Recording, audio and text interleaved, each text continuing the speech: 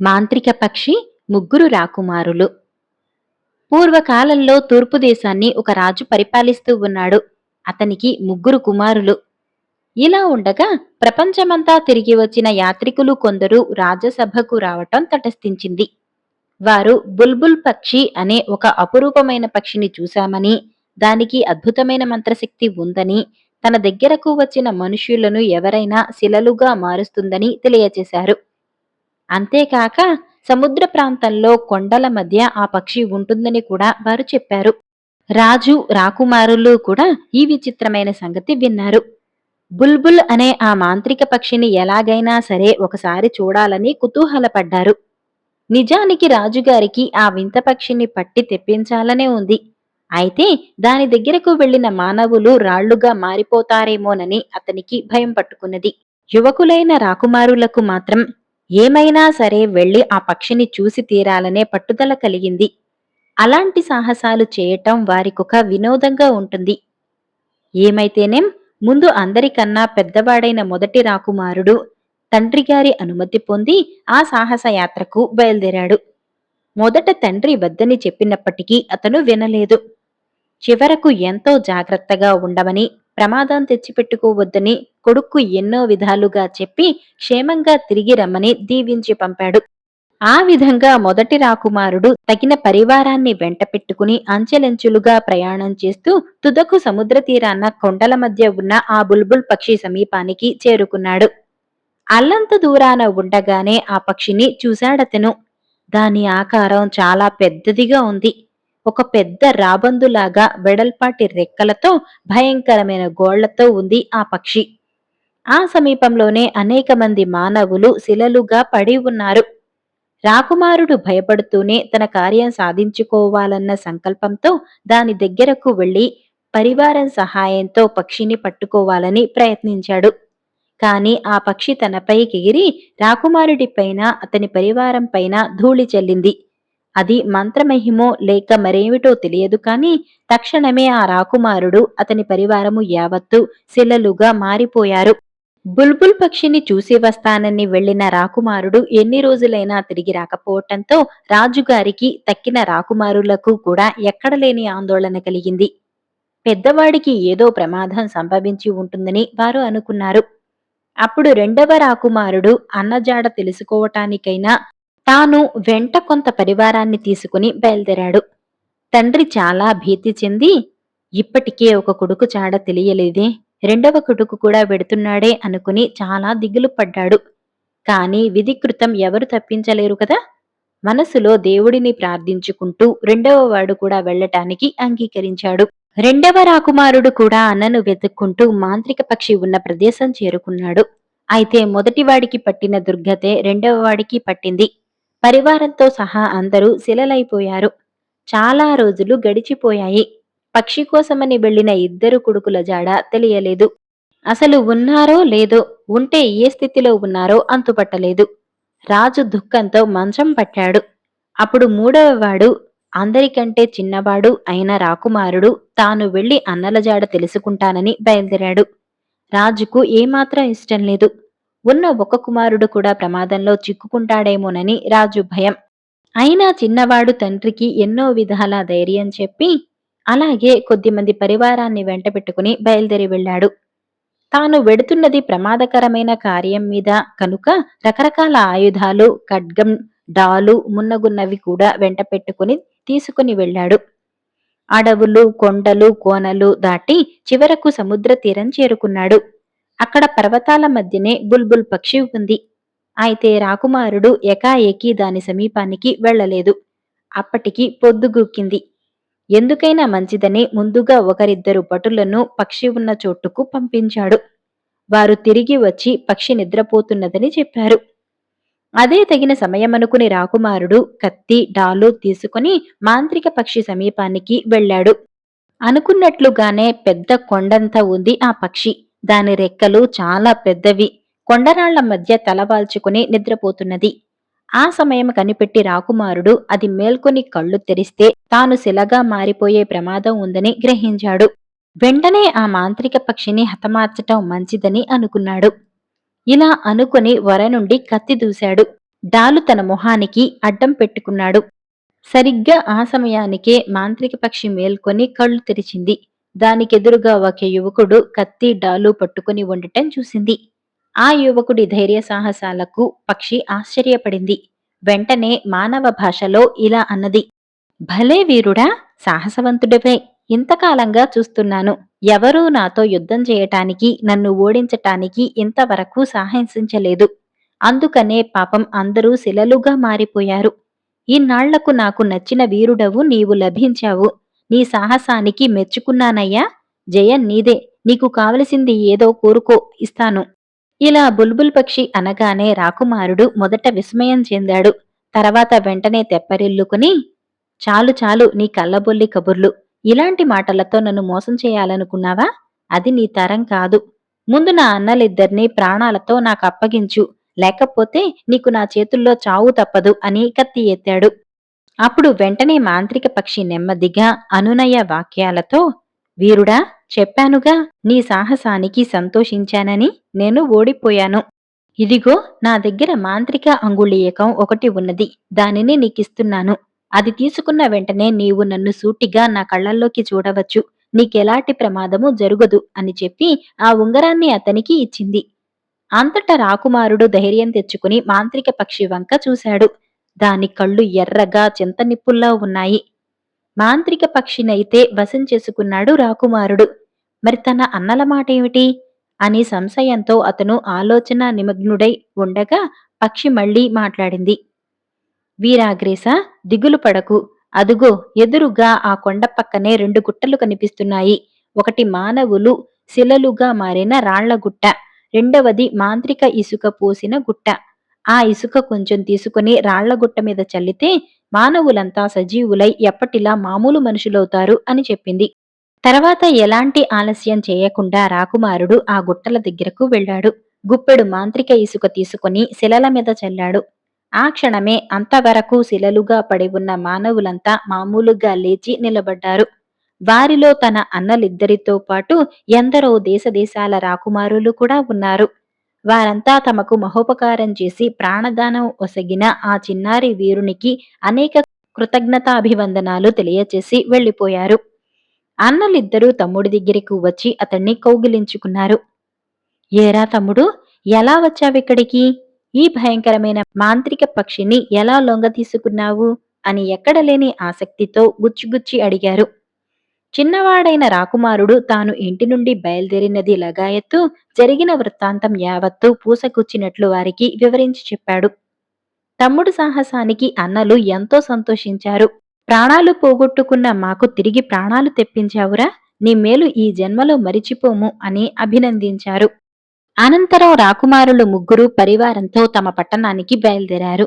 అయితే పెద్దవాళ్లైన అన్నలు మొదటివాడు రెండవవాడు చాలా దుర్మార్గులు, కేవలం స్వార్థపరులు. చిన్నవాడైన తమ తమ్ముడు ఇంతటి సాహసం చేసి తిరిగి వస్తే తమ తండ్రి గారు రాజ్యం యావత్తూ వాడికే అప్పగించవచ్చునని, వాడిని ఎలాగైనా దారిలో అంతం చేయటం మంచిదని లోలోపల నిశ్చయించుకున్నారు. తిరుగు ప్రయాణంలో అరణ్యంలో ఒక తటాకం వద్ద వారు గుడారాలు వేసుకుని మకాం చేయవలసి వచ్చింది. రాత్రివేళ కావటం వల్ల గుడారాలలో చిన్నవాడైన రాకుమారుడు భటులు కూడా నిద్రపోతున్నారు. అయినా దుర్బుద్ధిగల అన్నలిద్దరూ నిద్రపోలేదు. ఇదే తగిన సమయమని గాఢ నిద్రలో ఉన్న రాకుమారుణ్ణి కాళ్ళు చేతులు కట్టి ఆ తటాకంలో పడేశారు. పీడా వదిలిందని చేతులు దులుపుకుని తెల్లవారగానే పరివారంతో కూడా బయలుదేరి తమ నగరం చేరుకున్నారు. చిన్నవాడైన రాకుమారుడు ఏడని భటులు విచారించగా వాడు ముందే నగరానికి వెళ్లిపోయాడని అన్నలిద్దరూ సమాధానం చెప్పారు. క్షేమంగా తిరిగి వచ్చిన పెద్ద కుమారులిద్దరినీ చూసి రాజు చాలా సంతోషించాడు. అయితే చిన్నవాడు ఏడని అడిగినప్పుడు, మాకంటే ముందుగానే వచ్చాడేవాడు, ఏడీవాడు, ఎక్కడ తిరుగుతున్నాడో ఏమో అని ఏమీ ఎరుగనట్లు బదులు చెప్పారు. వారి మాటల వాలకం చూస్తే రాజుకు అనుమానం కలిగింది. వాళ్ళు తన దగ్గర ఏదో దాచిపెడుతున్నారని, వాళ్లే సొమ్ము కోసం చిన్నవాడికి ఏదైనా ఆపద తలపెట్టి ఉంటారని రాజు ఊహించాడు. ఇక్కడ ఇలా ఉండగా అక్కడ తటాకంలో పడిన చిన్న రాకుమారుడు తెలివి తెచ్చుకుని లేచాడు. మంచివాళ్లకు ఎన్ని ఆపదలు వచ్చినా రక్షించేవాడు ఆ సర్వేశ్వరుడు ఉన్నాడు కదా. చిన్నారి రాకుమారుడు తాను అపాయ స్థితిలో ఉన్నట్లు గ్రహించాడు. తన అన్నలే ఈ దురాగతానికి పాల్పడ్డారని కూడా అనుకున్నాడు. అంతే మరి, విధి లీల. మేలు చేసిన వాడికే కీడు తలపెడతారు దుర్మార్గులు. ఏమైతేనేం రాకుమారుడు గుర్రం ఎక్కి క్షేమంగా తమ పట్నానికి చేరుకున్నాడు. వృద్ధుడై మంచం పట్టి ఉన్న రాజును కలుసుకుని ఆయన్ను పరామర్శించాడు. చిన్న కొడుకును చూడగానే తండ్రికి ప్రాణాలు లేచి వచ్చినట్లయింది. ఏం జరిగిందిరా తండ్రి? మీ అన్నలు నిన్ను గురించి ఏవో కథలు అల్లి చెప్పారే? బుల్బుల్ పక్షిని తామే వశపరచుకున్నట్లు, ఎక్కడలేని వీరత్వాన్ని ప్రదర్శించినట్లు చెప్పుకున్నారే? అసలు జరిగిన విషయం ఏమిటి? యథార్థం నాకు వినిపించు అన్నాడు వృద్ధరాజు. అంతట రాకుమారుడు జరిగిన సంగతులన్నీ తండ్రి గారికి వినిపించాడు. మాంత్రిక పక్షిని తాను జయించి అంతవరకు శిలలుగా మారిన అన్నలిద్దరినీ బ్రతికించానని తెలియచేశాడు. అందుకు నిదర్శనంగా తాను తెచ్చిన మాంత్రిక అంగుళీయకం తండ్రికి చూపించాడు. చిన్న కుమారుణ్ణి దుర్బుద్ధితో అన్నలిద్దరూ కృతజ్ఞులై నీళ్లల్లో పడవేశారని విని రాజు ఆగ్రహోద్రుగ్రుడయ్యాడు. తన రాజ్యం యావత్తూ చిన్న కుమారునికి అప్పగించి అతన్ని రాజుగా పట్టాభిషిక్తుణ్ణి చేశాడు. అప్పుడు పట్నమంతా పెద్ద ఉత్సవం జరిగింది. పౌరులందరూ రకరకాల వేడుకలు చేసుకుంటూ ఆనందంగా గడిపారు. నిజం బయటపడిన అన్నలిద్దరూ ప్రజలకు మొహం చూపించలేక తాము చేసిన ఘోర అపరాధానికి అవమానంతో కుమిలిపోతూ తలవాల్చుకున్నారు. కాని సజ్జనుడు ఎప్పుడూ సజ్జనుడే. అపకారికి కూడా ఉపకారం చేయటం అతని స్వభావం. ఘోరానికి పాల్పడిన అన్నలిద్దరికీ రాజుగారు మరణదండన విధించగా చిన్నారి రాకుమారుడు తండ్రిని వేడుకున్నాడు.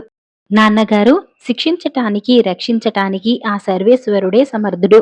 కాబట్టి అన్నలిద్దరినీ క్షమించి వారికి ఉరిశిక్ష రద్దు చేయండి. మన రాజ్యంలో యథాప్రకారం వాళ్లకు కూడా రావలసిన భాగం ఇచ్చి సంతోషపెట్టండి. ఈ సమయంలో మనమందరం ఆనందంగా ఉండాలి కాని ఎవరూ కూడా విచారగ్రస్తులు కాకూడదు. అన్నింట్లోకి దయాగుణం చాలా గొప్పది అని చిన్నవాడైన రాకుమారుడు తండ్రికి నచ్చచెప్పాడు. ఆ విధంగానే రాజు పెద్ద కొడుకులిద్దరికీ కూడా మరణించి వారికి కూడా రాజ్యభాగాలను ఇచ్చాడు. అప్పటి నుంచి అన్నలు కూడా ఎంతో బుద్ధి తెచ్చుకుని రాజైన తమ్ముణ్ణి అన్ని విధాలా ప్రేమిస్తూ గౌరవిస్తూ కాలం గడపసాగారు. గుజరాత్ జానపద కథ విదూషకుడి సమస్య. ఒకానొకప్పుడు వినయుడు అనే రాజు ఉండేవాడు. ఆయనకు చదరంగం అంటే మహా ఇష్టం. అయితే రాజు గనుక ఆయనతో సమవుజ్జిగా ఆడటానికి ఎవ్వరూ ముందుకు వచ్చేవారు కారు. ఆస్థాన విదూషకుడు మాధవుడు మాత్రం రాజు దగ్గర ఉన్న చనువు కొద్దీ రాజుతో తరచూ చదరంగం ఆడేవాడు. సమయం ఉన్నప్పుడల్లా ఇద్దరూ చదరంగం బల్ల దగ్గర కూర్చునేవారు. రాజు విలువైన మణులు మాణిక్యాలు ఆటలో పందెం కాసేవాడు. మాధవుడు సాధారణ వస్తువులను పందెంగా పెట్టేవాడు. విదూషకుడు చదరంగం ఆడటంలో చాలా నేర్పరి. రాజు అతనితో ఆడుతూ ఎన్నో మెళకువలను నేర్చుకునేవాడు. ఆటలోకి దిగారంటే రాజు విదూషకుడు అనే తమ తమ తారతమ్యాలు మరచిపోయి సమవుజ్యులుగా భావించి ఆటలో లీనమైపోయేవారు. ఒకరోజు ఇద్దరూ ఆటలో నిమగ్నులై ఉన్నప్పుడు అన్నను వెతుక్కుంటూ విదూషకుడి చెల్లెలు మోహిని సరాసరి రాజభవనంలోకి వచ్చింది. పేరుకు తగ్గట్టే ఆమె చాలా సౌందర్యవతి. ఆమెను చూసి రాజు ముగ్ధుడయ్యాడు. మరునాడు చదరంగం బల్ల ముందు ఆట నేర్చుకుంటూ, మీ చెల్లెల్ని పందెం కాస్తావా? ఆటలో నేను గెలుపొందితే ఆమెను నా రాణుల్లో ఒకతిగా చేసుకుంటాను అన్నాడు రాజు విదూషకుడితో. విదూషకుడు విస్మయంతో తన కేసి చూడటం గమనించిన రాజు, ఒకవేళ ఆటలో నీవు గెలుపొంది నేను ఓడిపోతే ప్రవాళ నగరాన్ని నీకు ఇస్తాను అన్నాడు. విదూషకుడు కొంచెంసేపు మౌనంగా ఆలోచించి, ప్రభూ, మనం కాచే పందాలు సమంగా లేవు. పైగా నాకు నగరం మీద మక్కువ లేదు అన్నాడు. మరేం కావాలో కోరుకో అన్నాడు రాజు. తీరా చెప్పాక ప్రభువులు ఆగ్రహించకూడదు అన్నాడు విదూషకుడు వినయంగా. కావలసిన దాన్ని నిర్భయంగా కోరుకో, ఇస్తాను అన్నాడు రాజు. తమరు తమ సోదరిని మా చెల్లెలికి సమంగా పందెం కాయాలి అన్నాడు విదూషకుడు. రాజు ఒక క్షణం దిగ్భ్రాంతి చెందాడు. ఆ తర్వాత నెమ్మదిగా ఆలోచించాడు. అప్పటికే విదూషకుడి చెల్లెల్ని వివాహమాడాలన్న నిర్ణయానికి వచ్చేశాడు కనుక సరే అలాగే అని తల పంకించాడు రాజు. ఆట ఆరంభమైంది. ఇద్దరూ ఏకాగ్రతతో ఆడసాగారు. విదూషకుడి వద్ద నేర్చుకున్న మెళకువలన్నింటినీ ఉపయోగించి రాజు చాలా జాగ్రత్తగా పావులు కదపసాగాడు. విదూషకుడు ఇక ఓడిపోవటం తప్పదు అన్న పరిస్థితి ఏర్పడటంతో రాజు మనసులో రకరకాల ఆలోచనలు కదిలాడాయి. తను మోహినిని వివాహమాడే అద్భుత గడియలను తలచుకుంటూ ఆటలో తప్పటడుగు వేశాడు. విదూషకుడు గెలిచాడు. రాజు ఓటమిని అంగీకరించాడు. విదూషకుడు పరమానందం చెందాడు. ప్రభూ, తమ సోదరిని పంపండి, వివాహమాడతాను అన్నాడు వినయంగా. వివాహమాడతావా అంటూ విస్మయం చెందిన రాజు, నాకున్నది ఒకగానొక్క సోదరి. ఆమెకు అప్పుడే నగరంలోని సంపన్న వర్తకుడితో వివాహమైంది. నీకు మరేం కావాలన్నా కోరుకో, సంతోషంగా ఇస్తాను అన్నాడు. అది న్యాయం కాదు కదా ప్రభు. తమరు ఆమెను పణంగా ఒడ్డారు కదా. ప్రభువులు మాట తప్పరని భావిస్తాను అన్నాడు విదూషకుడు పట్టుదలతో. రాజు విదూషకుడికి పట్టుపడిపోయినట్లు గ్రహించాడు. సరే, రేపు నా సోదరి మా తల్లిని చూడటానికి ఇక్కడికి వస్తున్నది. ఆమెను నీ వెంట రమ్మంటే రాకపోవచ్చు. కాబట్టి ఆమెను నువ్వు వెంటపెట్టుకు వెళ్ళటానికి నీకు ఒక అవకాశం కల్పిస్తాను. ఆ ప్రకారం చెయ్యి అంటూ ఏం చేయాలో చెప్పాడు. రాజుగారి చెల్లెలు సునీతాదేవి అనుకున్నట్లు తల్లిని చూడటానికి రాజభవనానికి వచ్చింది. మరునాడు సాయంకాలం రాజు నదీ తీరంలో వాహ్యాలికి వెళ్లి వద్దామని ఆమెను ఆహ్వానించాడు. ముందు రాజు, వెనుక ఆయన చెల్లెలు వెళుతూ ఉండగా ఆమెను దాపులనున్న ఒక తామర తటాకాన్ని చూసింది. తటాక నిండుగా తామర పుష్పాలు వికసించి ఉన్నాయి. ఆహా, ఎంత అందమైన దృశ్యం అంటూ రాజు ముందుకు నడిచాడు. సునీతాదేవి మనసులో తళక్కున ఒక ఆలోచన తోచింది. అన్నయ్య, మీకు కొన్ని తామర పుష్పాలు కోసి ఇస్తాను అంటూ తటాకం ఒడ్డుకు పోయి ముందుకు వంగి ఒక పువ్వును కోయబోతూ కాలు జారి తటాకంలో పడిపోయింది. ముందుగానే వేసుకున్న పథకం ప్రకారం రాజు తిరిగి కూడా చూడకుండా ఏమీ ఎరుగనట్టు వెళ్లిపోయాడు. సునీతాదేవి చుట్టుపక్కల కలయ చూసింది. అన్న కనిపించలేదు. తను కొలనులో పడిపోయిన సంగతి తెలియక అన్నయ్య వెళ్లిపోయి ఉంటాడని అనుకుని, ఎవరైనా వచ్చి కాపాడండి, నీళ్లలో మునిగిపోతున్నాను, కాపాడండి, కాపాడండి అని కేకపెట్టింది. ఎప్పుడు పిలుస్తుందా అని దాపులే కాచుకొని ఉన్న విదూషకుడు ఒక గెంతున గుర్రంపై నుంచి కిందికి దూకి సునీతను సమీపించి చేయి అందించాడు. యువరాణి అతడి చేయి పట్టుకుని గట్టుమీదకి ఎక్కివచ్చింది. యువతీ రత్నమా, నా చేయి పట్టుకున్నావు కనుక ఇక నిన్ను వదిలిపెట్టను. నాతో వచ్చి నన్ను వివాహమాడి నాతోనే నా భార్యగా జీవించు అన్నాడు విదూషకుడు ఉత్సాహంగా. సునీతాదేవి ఒక క్షణం దిగ్భ్రాంతి చెందింది. నేను యువరాణి సునీతాదేవిని. నన్ను రక్షించినందుకు సర్వదా కృతజ్ఞురాలిని. అయినా నేను వివాహితను. నిన్నెలా పెళ్లాడగలను అన్నది. అవన్నీ తర్వాత మాట్లాడుకుందాం. ప్రస్తుతం నిన్ను ఇక్కడ ఒంటరిగా విడిచి వెళ్లలేను. రా, మా ఇంటికి వెళదాం. గుర్రం మీదికి రా అంటూ విదూషకుడు గుర్రం మీదికి ఎగిరి కూర్చున్నాడు. సునీతాదేవి మరొక మార్గం కనిపించక మౌనంగా వెళ్లి గుర్రాన్ని అధిరోహించి విదూషకుడి వెనుక కూర్చున్నది.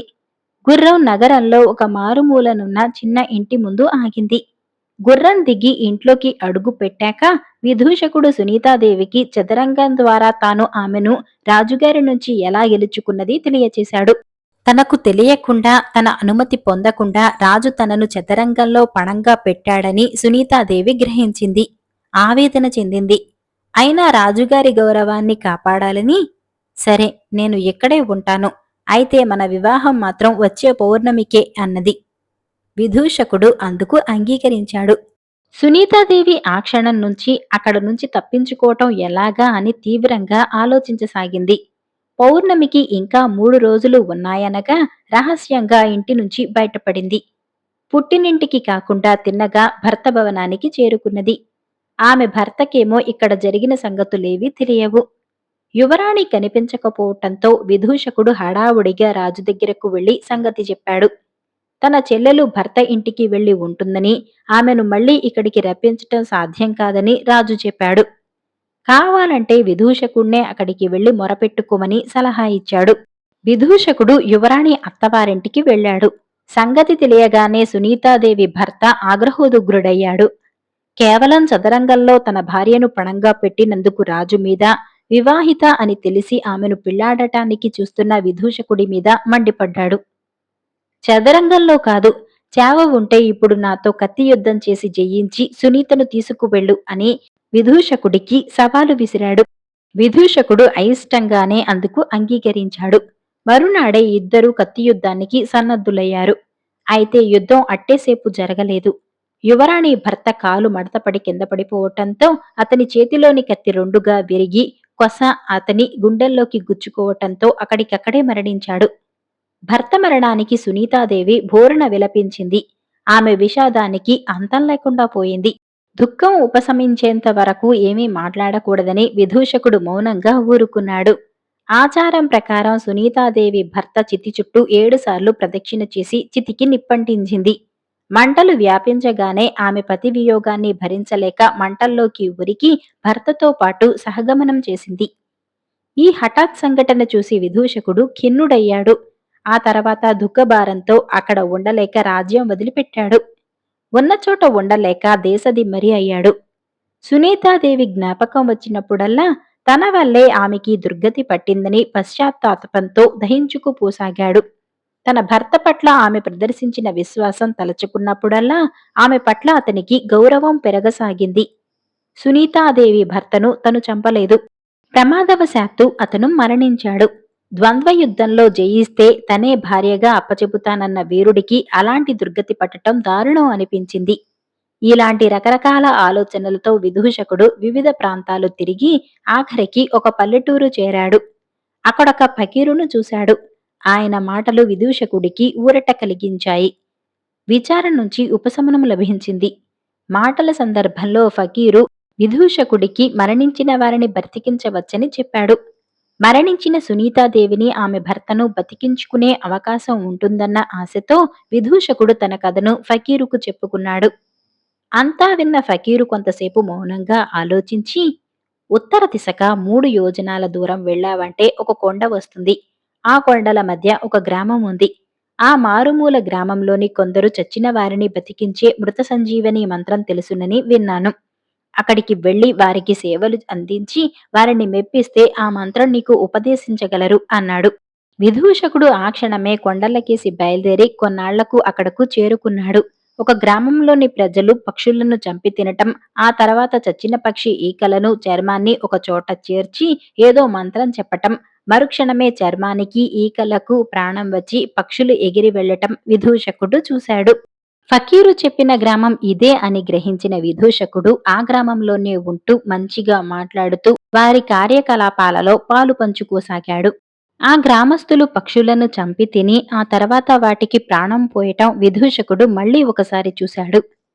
అదెలా సాధ్యం అని వాళ్లను ఆశ్చర్యంతో అడిగాడు. గ్రామస్తులు అతన్ని ఒక వృద్ధురాలి దగ్గరకు తీసుకువెళ్లారు. విదూషకుడి తరపున గ్రామస్తుల వేడుకోలును ఆలకించిన వృద్ధురాలు అతనికి మృత సంజీవని విద్యను నేర్పటానికి అంగీకరించింది. ఆమె అతన్ని తన గుడిసెలోని చీకటి మూలకు తీసుకుపోయింది. అతను మంత్రాన్ని 6 సార్లు వల్లించేలా చేసింది. విదూషకుడు ఒక క్షణం కూడా ఆలస్యం చేయకుండా తన రాజ్యానికి తిరుగు ప్రయాణమయ్యాడు. రాజధానికి చేరి యువరాణి సునీతాదేవి సహగమనం చేసిన స్థలానికి చేరాడు. అక్కడి భస్మరాశిపై నీళ్లు చల్లి కళ్ళు మూసుకుని 3 సార్లు మంత్రం జపించాడు. కళ్ళు తెరవగానే సునీతాదేవి ప్రాణాలతో లేచి రావటం చూశాడు. విదూషకుడు మళ్లీ కళ్ళు మూసుకుని 3 సార్లు మంత్రం జపించగానే సునీతాదేవి భర్త కూడా సజీవుడై లేచాడు. విదూషకుడు పరమానందం చెందాడు. సునీతాదేవి భర్త విదూషకుణ్ణి సమీపించి, మాధవ, కత్తి యుద్ధంలో నువ్వు జయించావు కాబట్టి సునీత మీద హక్కు నీదికే ఉంది అన్నాడు. సునీత నోరు విప్పలేదు, మౌనం వహించింది. ఆమెను చేపట్టటమా వద్దా అన్న పెద్ద సమస్య విదూషకుడికి ఎదురైంది. సరిగ్గా ఆ సమయానికి అటుకేసి వచ్చిన ఫకీరు అతని సమస్యను గ్రహించి, మాధవ, నువ్వు ఆమెకు ప్రాణం పోశావు. ప్రాణదాత తండ్రితో సమానం. తండ్రిగా నీ కర్తవ్యాన్ని నిర్వర్తించు అన్నాడు. ఆ వెంటనే విదూషకుడు సునీతాదేవి చేతిని ఆమె భర్త చేతిలో పెట్టి ఒక్క మాటైనా మాట్లాడకుండా అక్కడి నుంచి వెళ్లిపోయాడు. ఆ తర్వాత రాజ్యంలో విదూషకుడి జాడ కూడా కనిపించలేదు.